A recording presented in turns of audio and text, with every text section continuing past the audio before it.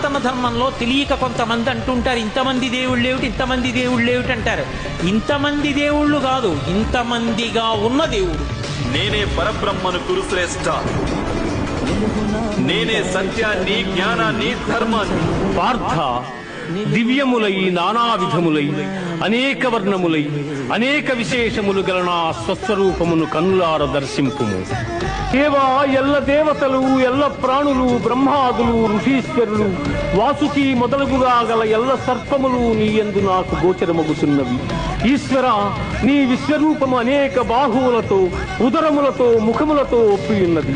అట్లయ్యూ నీ ఆకారమున ఆద్యంత మధ్యమములను గుర్తింపదాలకున్నాను. కోరలచే భయంకరమై ప్రళయాగ్ని సమానములైన నీ ముఖములను చూచుట వలన నాకు దిక్కులు తెలియకున్నవి.